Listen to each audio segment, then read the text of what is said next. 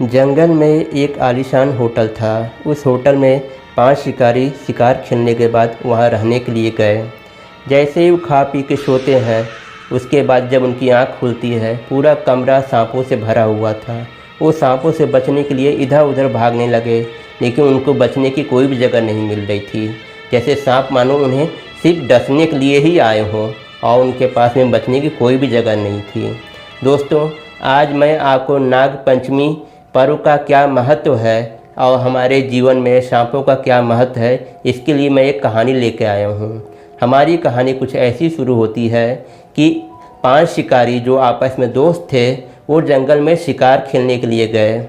जब वो शिकार खेलने गए तो उसके बाद उन्होंने ऐसी जगह पे वो जंगल में पहुँच गए जहाँ पूरा वो सांपों से भरा हुआ जगह था। उन्होंने कहा कि यहाँ पे तो पूरे सांप हैं, इसका मतलब यहाँ पे काफ़ी रत्न, सोने, चांदी और हीरे मोती होंगे, क्योंकि सांप वहीं पर रहते हैं जहाँ पे रत्न होते हैं। हम इन सांपों को हटाएंगे और इनका सारा रत्न लेके हम चले जाएंगे और हम इस दुनिया के सबसे अमीर आदमी हो जाएंगे। उसमें से एक दोस्त कहता है, नहीं, जाने दो, बेजान जानवर हैं, अगर इन लोग किसी धन की रक्षा भी कर रहे हैं तो करने दो, हम लोग वापस चलते हैं। लेकिन उन चारों दोस्तों ने कहा, तुम शांत रहो, मुझे अपना काम करने दो। और जैसे ही उन 5 लोग उस जगह पर जाते हैं, तुरंत 2 सांप एक इंसान बन जाते हैं और कहते हैं, यहाँ पे मनुष्यों का आना मना है, तुम लोग इसके अंदर मत आओ, नहीं तो बहुत पछताओगे।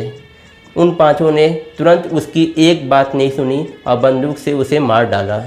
और वो दोनों जैसे ही मरे, पूरे जंगल में सांपों का अफरा तफरी शुरू हो गया। लेकिन उन्होंने जो है पूरे जगह पे मिट्टी का तेल छिड़क के हर जगह आग लगा दी, जिससे कई सांप जल गए, मर गए। और उसके बाद उन्होंने सांपों के पास में जितने भी रत्न थे छुपाए हुए, सब लेके जाने लगे। उसमें से 2 सांप फिर आए और मरते दम तक कहे कि इन रत्न को तुम कहीं मत लेके जाओ, ये गरीबों की अमानत है जो हमारे पास उन्होंने सुरक्षित रखी हैं, इसको तुम लेके मत जाओ। और जो तुमने हमारे साथियों को मारा है, इसका दोष तो तुम्हें ज़रूर लगेगा और हमारे दोस्त तुम्हारा जो है ज़रूर इसका बदला लेंगे। लेकिन उन्होंने जो है निर्दयतापूर्वक उन दोनों को भी फिर से अपने पैरों से कुचल के वहाँ से चले गए। और वो जो है उन रत्नमणि को बेच के काफ़ी अमीर हो गए। लेकिन वो अमीर क्या हुए, पैसा आता है साथ में दुख भी लेके आता है।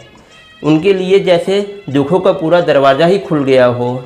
कभी उनके कार का एक्सीडेंट हो जाता है, कभी उनका पैसा जल जाता, कभी जहां वो पैसा लगाए रहते शेयर मार्केट में, वो शेयर मार्केट का भाव ही पूरा गिर जाता। वो काफ़ी परेशान हो गए और उसके बाद जो है वो कहते हैं, चलो हम लोग किसी और का शिकार करते हैं और पैसा कमाएंगे। और जैसे ही वो जंगल में जाते हैं, एक फिर उसी होटल में रहते हैं और खा पी के जैसे ही सो के उठते हैं, देखते हैं वह पूरा कमरा सांपों से भरा हुआ है। उनके पास बचने के लिए कोई भी जगह नहीं है।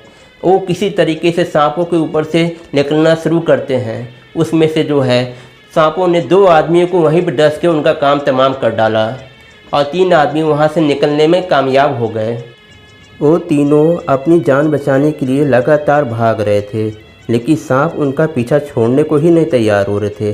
कभी ऊपर से, कभी नीचे से, हर जगह से सांप उनके आसपास में घेरे रहते और डसने के लिए हमेशा तैयार रहते। वो तीनों एकदम परेशान हो गए। उधर उनके 2 साथी कमरे में ही मर चुके थे, उनका भी उनको बहुत ज़्यादा दुख था। तभी उसमें से एक साथी कहता है कि मेरे एक राजगुरु हैं, अगर हम लोग उनके पास में चले तो हम लोग शायद इन सांपों से बच सकते हैं, क्योंकि उनको सांपों के बारे में काफ़ी जानकारी है। वह सब लोग तैयार हो जाते हैं और अपने गुरु के पास में जाता है और गुरु से कहता है, गुरु जी, हम लोग से बहुत बड़ी भूल हो गई है, हमें जो है सांपों से बचा लीजिए। तब उनके गुरु कहते हैं, तुम लोग क्यों उनके नगर में गए थे? जब उन्होंने मना किया कि तुम लोग यहाँ मत आओ तो तुम लोग क्यों गए? जब तुम लोग गए हो तो अपनी सज़ा खुद भुगतो, मेरे पास किस लिए आए हो? और तुम अपने इन दोनों दोस्तों को लेकर चले जाओ, इन लोग बहुत बड़े शिकारी हैं ना, जाओ। जब इसने मना किया था कि मत जाओ, सांपों को मत छेड़ो, तुम दोनों ने क्यों छेड़ा, क्यों गोली चलाई?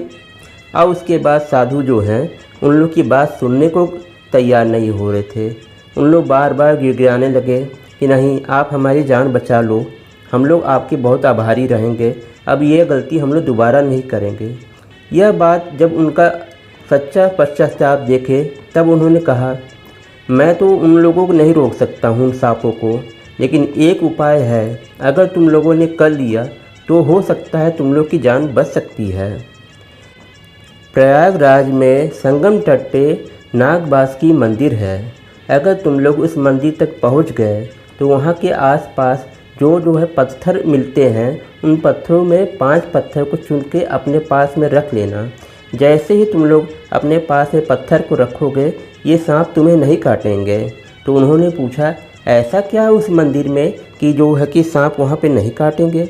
तब उसके बाद बाबा कहते हैं, समुद्र मंथन के बाद शेषनाग जी को सुमेर पर्वत के रगड़ने की वजह से काफ़ी चोट आ गई। शेषनाग जी की ऐसी दशा देख के विष्णु भगवान जी कहते हैं, प्रयाग में संगम तट पर जाके तुम विश्राम करो, तुम्हें जब विश्राम हो जाएगा तब तुम मेरे पास वापस आ जाना। शेषनाग जी को जहाँ पे उन्होंने विश्राम किया, उन्हें आराम मिल गया, उस जगह से उन्हें काफ़ी लगाव हो गया। तब जो है वहाँ पे वो जाना नहीं चाह रहे थे, लेकिन उनका कर्म उन्हें बुला रहा था और वो अपने भगवान विष्णु भगवान जी के पास में जा रहे थे।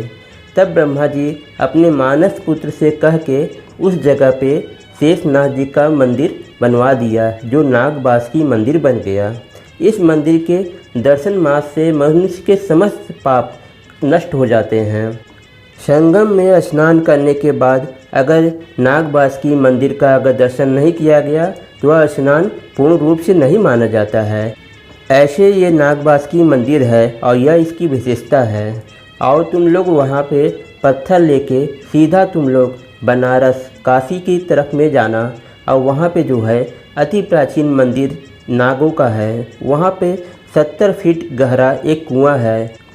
चैतपुरा बनारस में स्थित नाग कुआं कुंड मंदिर है। इस मंदिर की विशेषता यह है कि यह पाताल लोक तक इसको माना जाता है। इससे जो है सांपों का इस दुनिया से उस दुनिया तक आना जाना होता है। अगर तुम लोग जो है उस मंदिर में जाके शेषनाग जी की पूजा करते हो, उनसे अपने गुनाहों की क्षमा मांगते हो, तो तुम्हें अगर वहाँ क्षमा मिल गया कि ये सांप तुम्हें कभी नहीं काटेंगे, तुम लोग हमेशा सुखी रहोगे और तुम लोग के सारे पाप नष्ट हो जाएंगे। मैंने जो यह उपाय बताया है, इसे तुम शीघ्र अतिशीघ्र कर डालो, नहीं तो तुम्हें इसके लिए भी सोचने के कोई समय नहीं मिलेगा और तुम्हें कोई नहीं बचा सकता है। उसके बाद उन तीनों ने बिना कुछ सोचे, जैसे पुरोहित ने बताया था, वैसे वो संगम की तरफ में भागना शुरू कर दिए और नागबासुकी मंदिर के पास में किसी तरीके से पहुंचते हैं और वहां से वहां का पत्थर जैसे ही ले लेते हैं, उनके सांस में सांस आता है और उसके बाद उन्होंने जो है काशी में जाके उस कुएं के पास में प्रार्थना करने लगते हैं, गिड़गिड़ाने लगते हैं कि हमारे गुनाहों को माफ़ कर दें। फिर वहाँ से आवाज़ आती है, हे मनुष्य, तुमने बहुत दुष्ट कर्म किया है, तुमने हमारे सांपों को जिंदा जला डाला है। तब उन्होंने कहा कि हम अपनी गलतियों की क्षमा मांगते हैं, हम मनुष्य हैं, भूल हमसे हो गई है, अब आप हमें इसका पश्चाताप बताइए। तब उन्होंने कहा, तुमने जितने भी रत्न मोती जितने भी वहाँ से निकाले हैं, सब ले जाके वहाँ पे वापस पहुँचा दो और जो ये सांप हैं, इनकी जो है अच्छे से विधिवत पूजा करो, तो ही तुम्हारे जो है जानों की रक्षा हो सकती है। और जैसे ही उस कुएं से आवाज़ आया, उन 3 आदमियों ने वैसे ही सब कुछ किया जिसकी वजह से उनके प्राणों की रक्षा हो पाई। और वो हर नाग पंचमी के दिन उन्होंने सांपों को दूध पिलाना, उनकी रक्षा करने का प्रण लिया और जहाँ जहाँ भी नागों के ऊपर अत्याचार होते थे, वो उल्टा जाके उन लोगों को संरक्षण देते थे, उनके साथ में रहा करते थे और सांप और वो जैसे दोस्त हो गए हों। इस तरीके से मेरी यह कहानी यहीं पे समाप्त हो जाती है। दोस्तों, हमारे पृथ्वी पे हर किसी जीव को जीने का अधिकार है, स्वतंत्रता है। अगर हम किसी जीव को अत्याचार करते हैं, चाहे वो सांप हो, चाहे जो भी हो, भगवान ने सबको एक जैसा ही बनाया है। कोई विषैला है, कोई साधारण है, लेकिन हमें कोई अधिकार नहीं है कि हम किसी जीव की हत्या करें। इस तरीके से तो मेरी बात यहीं पे समाप्त हो जाती है। उम्मीद है आपको मेरी यह कहानी और बात दोनों पसंद आई होंगी। दोस्तों अगर पसंद आई हो इसे ज़्यादा से ज़्यादा लाइक करें, शेयर करें और मेरे चैनल को जरूर सब्सक्राइब करें। मैं अगले वीडियो में फिर एक नई जानकारी, एक नई कहानी के साथ मिलूँगा। तब तक के लिए बाय बाय।